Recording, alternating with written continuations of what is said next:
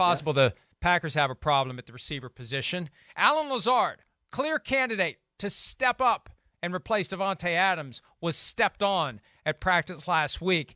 Ankle issue, no practice yesterday. That's a problem. Even though he only had 513 receiving yards on 40 catches last season, he's a guy that Aaron Rodgers has mentioned. He's a guy that he's in a contract year. He's got every incentive to go out and play really well and fill the void created by Davante Adams. It's so funny. And I don't know, is this fair? Matt LaFleur won 13 games in 3 years as the coach of the Packers. But we look at the Chiefs without Tyreek Hill and we say, they'll be fine. We look at the Packers without Davante Adams and we say, oh, shit, how are they going to be fine? I think we're being unfair to Matt LaFleur. Well, I mean, and I would hope that Matt LaFleur would not take offense from me saying this, but, like, Andy Reid has a lot more experience than Matt LaFleur, and I have faith that Matt LaFleur will get guys open, but I think when you have Aaron Rodgers talking about the fact that they need more consistency from the receivers, like, that's something, you know what I'm saying? Like, and as much as Tyreek Hill was a huge part of that offense, he wasn't the, percentage of the offense that Davante Adams was for Green Bay. So I would have more faith in Valdez-Scantling and Juju Smith-Schuster than I do with what the top of the receiving core is for Green Bay right now when you maybe don't have Allen Lazard. You've got Randall Cobb on the back nine of his career. You've got Sammy Watkins, who has never been able to really stay healthy. So I don't think it's like the difference between Matt LaFleur and all that. It's also the difference in talent in the receiving core where you're kind of like, I don't know, man. Like, even though Aaron Rodgers is there and Aaron Rodgers is great, Aaron Rodgers is brilliant. He is a 2-time defending MVP. I love watching Aaron Rodgers play too, but I have more faith in the Chiefs because A, there's a longer track record from the head coach, and B, because I think their talent is better at receiver. And I also think how do I say this?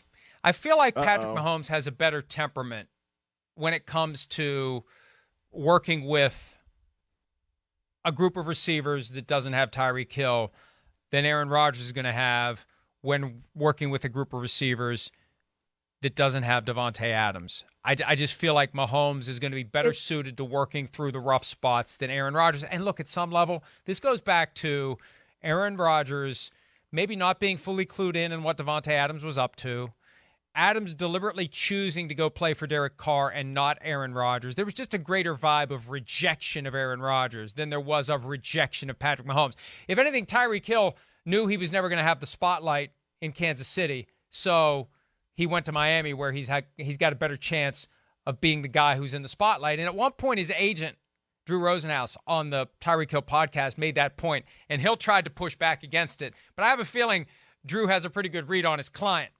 Tyreek Hill was never going to be the guy in Kansas City. In Miami, he's got a chance to be the guy. So I think it's easier for Patrick Mahomes to just deal with what's happened and move on. I'm not sure Aaron Rodgers has really and fully, processed the rejection that he experienced from his 8-year teammate, Davante Adams.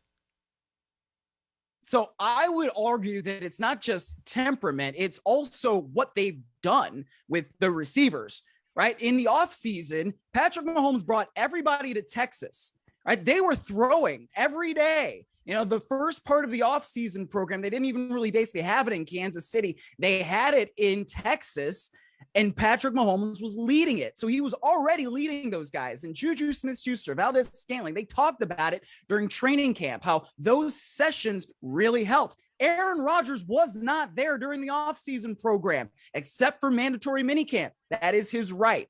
I'm not trying to be like, oh my God, this and that, but he wasn't there. So they were practicing with Jordan Love. They're getting comfortable more with Jordan Love. And so then Aaron Rodgers comes in minicamp and again, he gets to do that and he gets to go off and have ayahuasca and throw up and stuff, which I think is weird. But I think that is a big difference in what we're talking about here too. You had a guy who was leading those dudes from jump in the offseason versus somebody who did not. And I don't think you should make an apology for calling it like it is. I'm not just saying that because I want company on the Aaron Rodgers enemies list. But look, they're paying the guy $50 million plus per year. He's trying to go out on top. He wants to win a Super Bowl. At some point, you have to make the same sacrifice that Patrick Mahomes is making when he's there at the offseason program and he's getting his guys together in Texas, getting the new receivers comfortable with him so they're not freaked out when they finally get an opportunity to work with their starting quarterback who is going to demand a lot from them. You spend time in training camp adjusting to the fact that you're working with Aaron Rodgers. Can you imagine some of these guys who are 21, 22 years old, like Christian Watson and Romeo Doubs, thinking, this isn't real. I was in college last year, and now I'm working with Aaron Rodgers. He chose, and I know he's got the right to be absent, but $50 million, how many more millions do they have to pay him per year to get him to be there? How badly does he really want to win a Super Bowl and walk away? He chooses to look down his nose at the value of being involved in the voluntary offseason program. And maybe he's right, but you know what? They wouldn't be in worse position if he'd been there. They could only be in better position. So don't apologize. Look, as people who, you and I both care about our job. A lot of people out there care about their jobs, and they go above and beyond what they're required to do because they care about their jobs. If I'm getting $50 million a year, it's not unreasonable to expect me to do a little bit more, even though technically and contractually I'm not required to do it. Well, Tom Brady doesn't do it. Tom Brady just took 11 days off of training camp because he's got a lot of stuff going on. Now, that's a different story. That's a different story altogether. I know, but I'm just saying that, like, Tom Brady, and I agree that it's a different story, because Tom Brady has, a connection already with most of those guys who were there, aside from, like, and Julio 7 Jones. rings. Yeah, and he's got 7 rings. I know, but, I'm just saying, like, people... I don't like people talking about me and doing things. I'm trying to be fair, and maybe I shouldn't be fair. I don't know. Maybe that would be better. I don't know. But like, I don't think it's fair to not acknowledge that he doesn't have to be there. He really doesn't. He gets to do whatever the hell he wants. I know, he's a 2-time defending MVP. So it's like, okay, like, why are we, I don't know. I know. He's a 2-time defending MVP, but he wants to go out on top. He said so in one of the various media appearances he's made in recent weeks, pretty much every show except this one, which is fine. This is fine. The room is burning, but this is fine. But no, I think that it's okay to say, dude, look, people who make a lot less money than you are putting in a lot more above and beyond the bare minimum. And when you have a situation like this with a bunch of new receivers, maybe you should have put in the work with them. And maybe you shouldn't be surprised if they're not as ready as you'd like them to be when you consciously chose to believe it's not important enough to work with those guys and help them along, like Patrick Mahomes did. Back to our point, it's why we have more faith in the Chiefs post-Hill than we have in the Packers post-Adams. Hi, it's Mike Florio. Thanks for watching PFT on YouTube. Hit subscribe for the latest news and analysis from Pro Football Talk.